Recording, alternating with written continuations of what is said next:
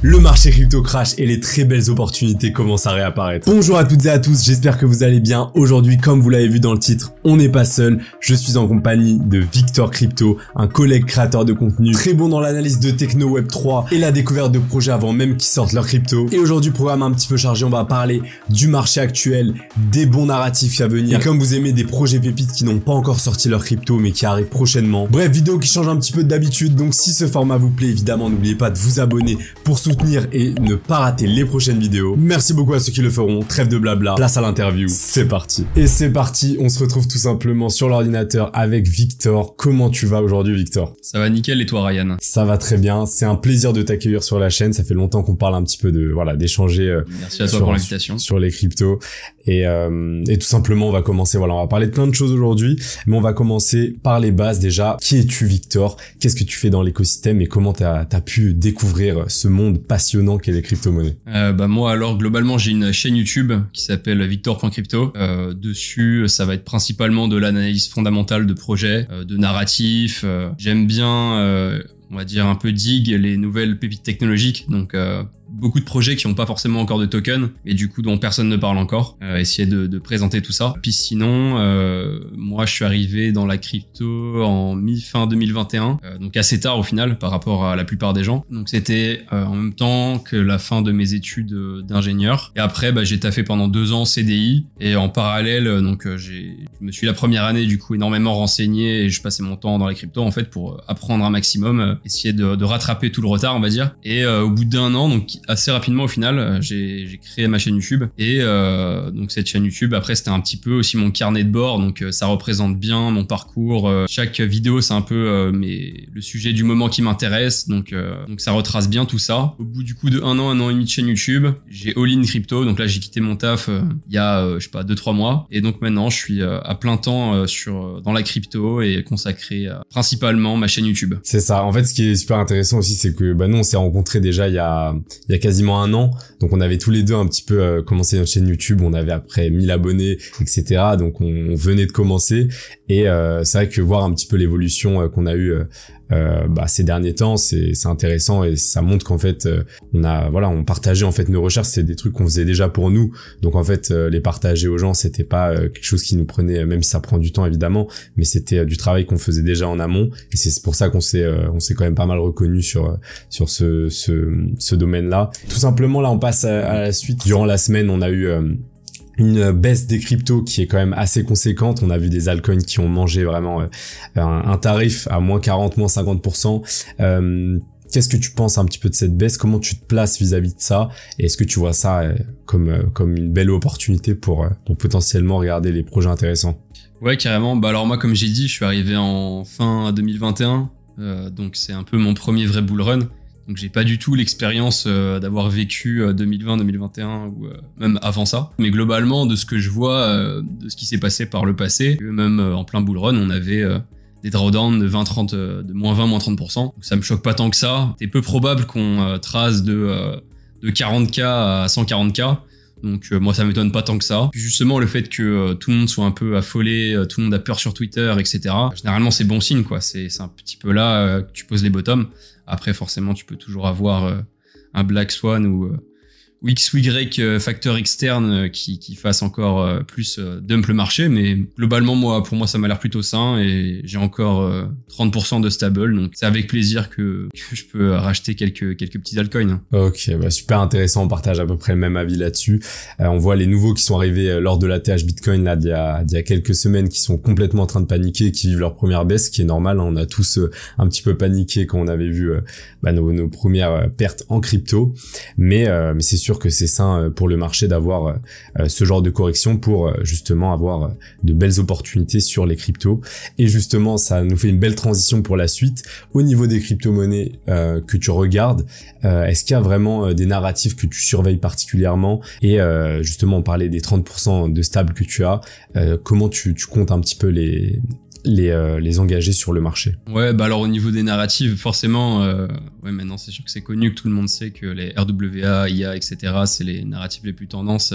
Après, c'est aussi, je pense, intéressant de surveiller justement les narratifs qui sont les plus à la mode. parce que c'est là où il y a le plus d'attention et donc potentiellement là où il y a le plus de pump en tout genre. Moi, au niveau des narratifs qui m'intéressent, globalement pareil, hein, ça va se voir à peu près sur ma chaîne YouTube. J'ai fait une vidéo sur le narratif Real World Assets, mais c'est pas forcément le narratif qui me parle le plus. J'y crois à fond, etc. Mais voilà, les projets, ça va souvent être de la tokenisation du trésor américain, de choses comme ça. Donc pas forcément les trucs qui me passionnent le plus dans la crypto. Mais ça reste une narrative intéressante. Sinon, moi, je suis très donc dans tout ce qui est IA d'épine et dans tout ce qui est narratif modulaire. C'est très large, mais globalement, narratif modulaire, ça va être un peu tout ce qui est layer 2 et tout ce qui va s'accompagner, donc tout ce qui va accompagner tous les layer 2, donc tout ce qui est data availability, toutes les nouvelles machines virtuelles, voilà, tout ce qui est coprocesseur, etc. Donc moi je suis énormément ces projets. Je pense qu'ils ont de l'avenir. Le seul problème avec tous ces projets, c'est que c'est des grosses techs, et donc la plupart de ces projets lèvent énormément de fonds. Donc ça va faire des projets qui vont sûrement sortir à des FDV assez impressionnantes. C'est pour ça que je garde quelques stables pour ces projets au cas où. Mais à mon avis, ils sortiront déjà avec de grosses capitalisations, on va dire. Mais je suis beaucoup ce narratif. Et après, donc, beaucoup d'Epine et IA, ou aussi les projets à l'intersection des deux. Hein, donc, ça va surtout être tout ce qui est cloud computing, donc les Akash, Ionet, Aethir, etc. Et récemment, très d'Epine. Je sais pas quand est-ce que la vidéo sortira, mais moi, là, je viens de tourner une vidéo sur Peak Network. Pareil, qu'il n'y a pas encore de token.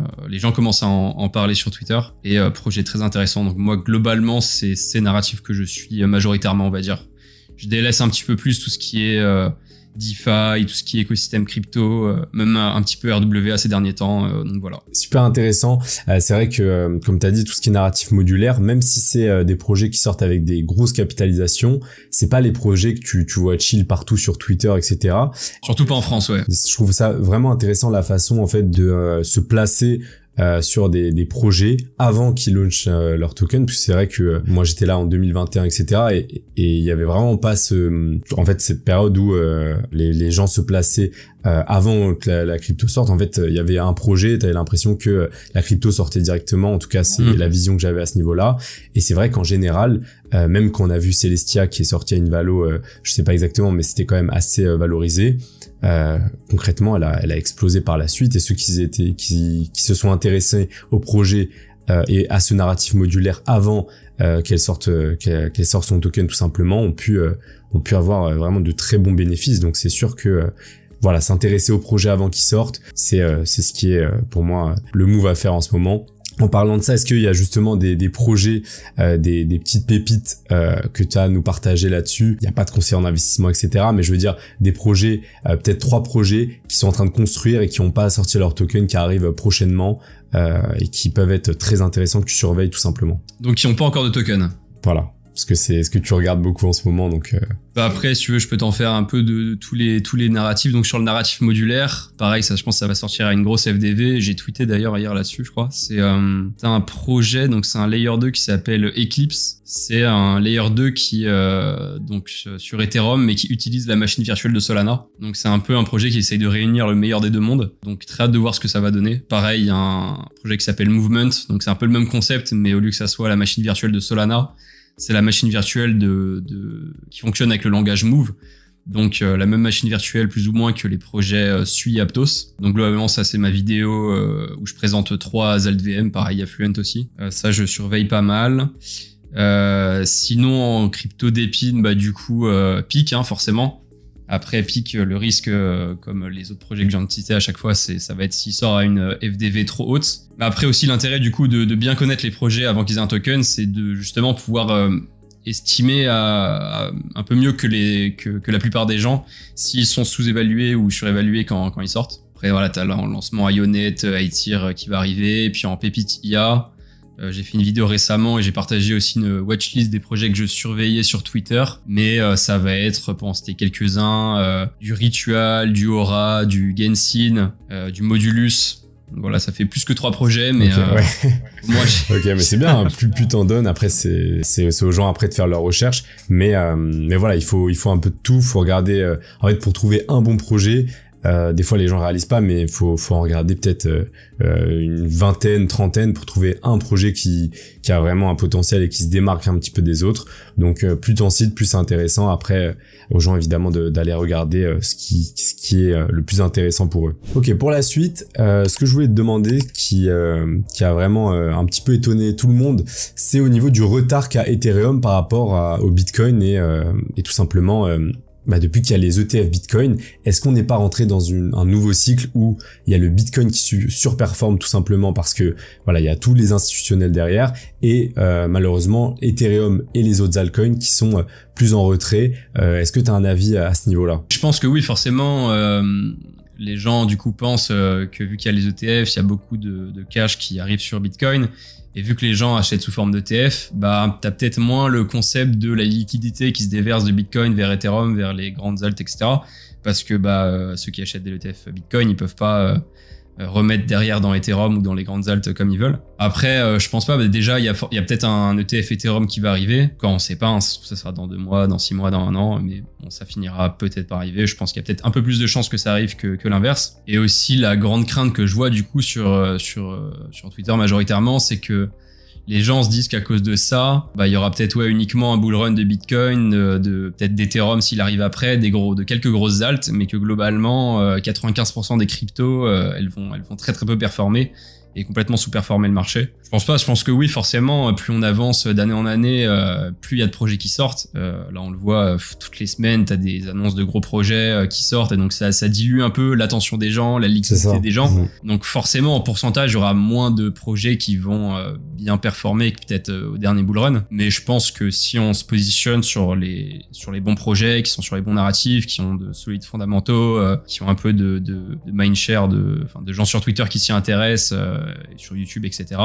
Je pense que c'est toujours possible d'aller chercher de meilleures performances dessus. Mais évidemment, faut accorder du temps pour ça, quoi. Un débutant, je lui conseillerais jamais d'aller regarder le top 100, de faire 10 minutes de recherche et de choisir au pif quelques cryptos. Mais non, je pense que globalement, oui, il y a beaucoup de projets qui vont pas énormément plus performer que ça. Mais c'est toujours possible, à mon avis, de trouver de petites pépites qui vont bien régalé. Ok, après tout ce qu'on a dit là maintenant, est-ce que par exemple dans 1 an, où est-ce que tu estimes le Bitcoin? En tout cas, quels sont les targets pour toi qui sont réalisables et sur lesquels tu vas commencer à prendre des profits tout simplement? Au niveau d'une target, si je dois dire un chiffre un peu au pif, je sais pas, peut-être 140 000. Je pense pas qu'il ira à 500 000. Je pense pas qu'il s'arrêtera à 100 000. Donc, voilà, ce qui est pas entre les deux. Après, moi, j'ai assez peu de Bitcoin, donc mes targets, elles vont pas forcément être par rapport à Bitcoin, mais plus par rapport à une temporalité ou un moment s'il y a de l'euphorie, etc. Donc, sur mes alts, j'ai quelques targets de prix, mais par exemple, je sais pas, si je prends une alt, que je fais x5 dessus, je peux prendre des profits et je laisse la moitié de mon bag continuer de pump jusqu'à ce que je pense que le marché est en euphorie, etc. Et que du coup, c'est un bon moment pour vendre. Mais ça, c'est un peu ça va peut-être être ma bête noire de ce bull run là, vu que j'en ai jamais vraiment fait. J'ai jamais vraiment vécu toute la montée, tout le pic de l'euphorie, etc. Moi, je suis vraiment arrivé à la fin. Donc ça, il va falloir vraiment... c'est un gros point d'attention pour moi. Tout ce qui est vendre au bon moment, essayer de vendre, déjà vendre tout court, ça serait pas mal. Donc ouais, c'est un gros point d'attention sur lequel j'essaye de travailler. Moi, ça fait déjà plusieurs années aussi que je suis dedans et c'est vrai que vendre au bon moment... En fait, il faut se dire qu'on vendra jamais le top et c'est ça qui est vraiment important à comprendre, surtout pour ceux qui commencent et qui regardent cette vidéo. Voilà, le but c'est pas de vendre le top parce qu'on pourra pas le vendre. Comme acheter le bottom, personne achète le bottom parfait des 15 000 sur Bitcoin et sur les alts. C'est plus facile d'acheter le bottom que vendre le top peut-être. Oui, c'est sûr, mais je veux dire, c'est quand même pas l'objectif principal. L'objectif c'est d'acheter bas et de revendre haut, acheter quand c'est horizontal et revendre les périodes d'euphorie. Et ce qui est important, c'est quand même d'avoir une stratégie sur les différents alts. Tu as pu un petit peu en parler, de savoir un petit peu voilà, sur cette alt à x5 je vends 20%. Moi j'ai vraiment un petit carnet où j'écris mes ressentis à ce moment-là. Essayer en fait, on peut pas supprimer ses émotions, mais essayer de les comprendre pour pouvoir prendre tout simplement les décisions les plus rationnelles. Donc voilà, je pense que c'est vraiment important d'avoir en tout cas ces points qui pour moi sont les erreurs un peu classiques. Est-ce que toi tu as une erreur à nous donner où tu te dis que cette erreur, soit c'est l'erreur où tu te dis que tu veux vraiment pas la faire, ou plutôt une erreur à quelqu'un qui commencerait vraiment les cryptos en regardant la vidéo? Bah du coup, je pense qu'une erreur à ne pas faire durant le prochain bull run, comme on a dit, c'est de rien vendre et de penser que ça va aller comme en fait moi quand je suis arrivé globalement, c'est pour ça que j'ai acheté. Donc c'était une de mes grosse erreur, c'était d'investir un peu au top, ou enfin quand on était encore à 40, à 50, tout le monde disait sur YouTube, sur Twitter, ça va aller à 150, etc. Mais tout le monde, quoi, il y avait un consensus, hein, c'était pas genre après t'as 2-3 personnes qui retournent leur veste 2 ans après en disant qu'ils l'avaient prédit, mais en vrai non, pas trop. Ouais.